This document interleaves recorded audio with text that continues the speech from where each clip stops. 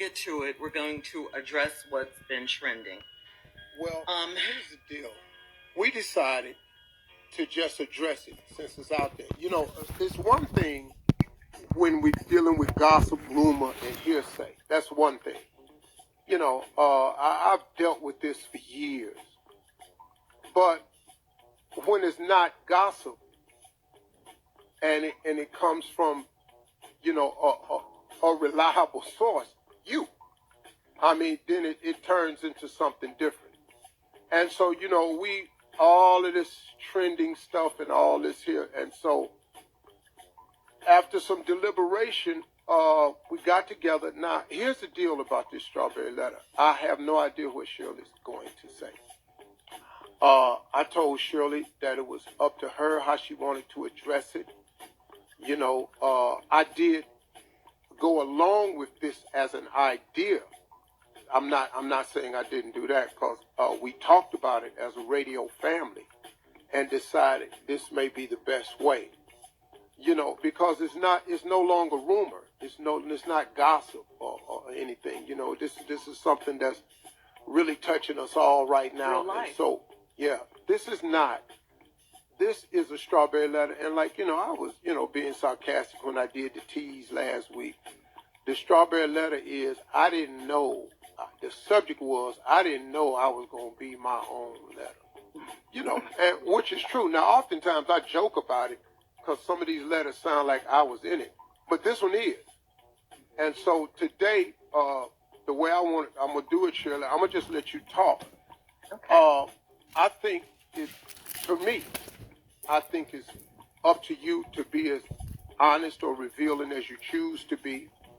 You know, we can talk about as much of it as you like, but I think it's an opportunity for you to say what you want to say and share your feelings on it, and then we'll have an exchange about it. Okay.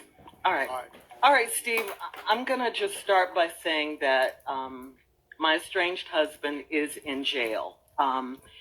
He's been in jail for over a year since about right after the 4th of July of 2022. And recently, some phone calls from last year between he and I were leaked.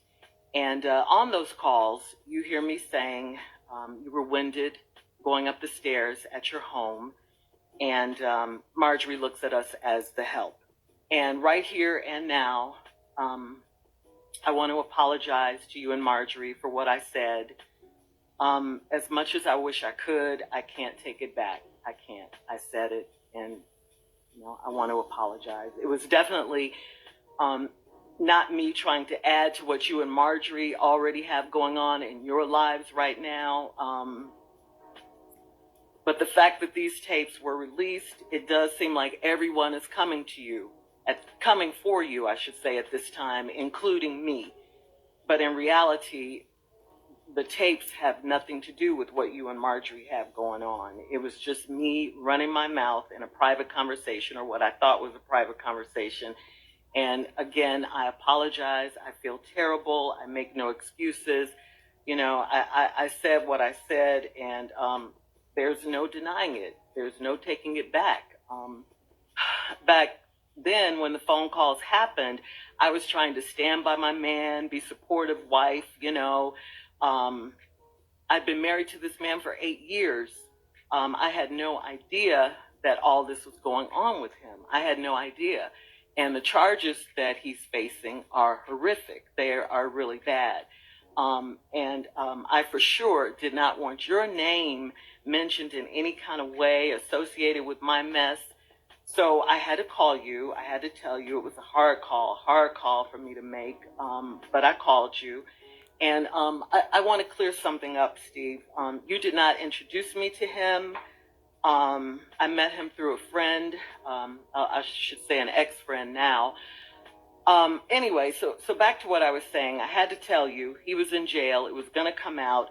I didn't want you to hear it from anyone else. I wanted you to hear it from me because I knew once the police and everyone, got involved, and they were already involved, and they found out who his wife was and who she worked with and all of that, and that's you, Steve Harvey, it would become a real big story, because it's your name. And like I told you, Steve, when I called you, I didn't want to call you. I mean, I was embarrassed. I was hurt.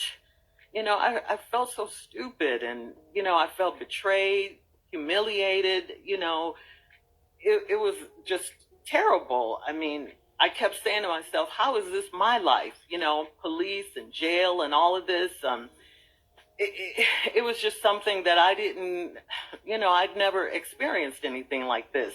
The police came, they took my car. I was at the salon getting my hair done. They rolled up, took my car. I had to have my stylist take me home. I had to move in with friends. I lost my house. I lost everything. Oh, and I have to tell you this too. Like on the day, July 4th, we were having dinner with friends, and we were going to watch the fireworks after that. And so the fireworks didn't happen that night because it was like a terrible, terrible storm. So the fireworks got canceled. And when I look back, I see now that was kind of a metaphor for what was about to happen in my life. The thunderstorms were coming. They were coming. The next day was the last time I saw him. He was arrested the very, very next day. I didn't even know he was arrested. I couldn't get in touch with him later that day. Well, I'll tell you the rest later, how I got the phone call from jail and all of that. But we'll be back at 23 minutes after the hour with this live Strawberry Letter. You're listening. This morning, as you can see, is a very, very real letter. I'm not going to interrupt it at this point. Shirley was going over some of the key points about how she discovered the actions of her husband, the date that she discovered it. She's apologized for the things that were said about myself and Marjorie in the letter. I'm not responding right now. I'm allowing her to tell her story. I think it's important that a person tells their side of it, because like I said earlier, this is no longer hearsay. This is not gossip or rumor. This is real life. So Shirley, you can continue. All right. So I was telling you how I found out that he was in jail. I got a call from the jail, and, I didn't answer it because I'm like, who would be calling me from jail? I looked at my phone like, jail? Where'd this call? It just didn't compute. So I just ignored it. But he got word to me through one of his friends. They texted me that he was at Fulton County Jail. So the next time he called, I picked up, and that was him that had called earlier from jail. And he told me what happened. I thought he would be getting out in a couple of days because that's what he told me.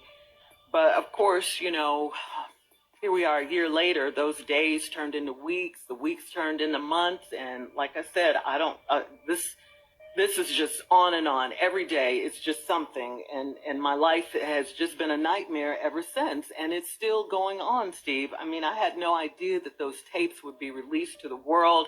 I knew that they were being recorded, but I didn't know that they were going to go out to the world. I mean, I was just trying to make conversation with him, trying to, just get him to think about something other than where he was. I was telling him about my day, this particular day, and that was the day we were talking about, on the phone when I said those things about you and the things that you heard and the world heard. And cut to today, I haven't spoken to him in quite some time. Divorce proceedings are underway. And Steve, at this point, all I could say is what I have is my faith. If it wasn't for God, I probably would have, lost my mind or something in this instance. People don't see what happens when these mics go off. Who wants their personal stuff, their private conversations to go out to public? No one wants that. I mean, what could I say to you after this, happened? I was devastated. I mean, absolutely devastated. I mean, I thought of everything, I could lose my job. How could I face you? Everything, what I'm going through is what I'm going through, and I've been going through it for over a year. I just haven't spoken about it. Then on top of all that, these tapes come out, and oh, you know,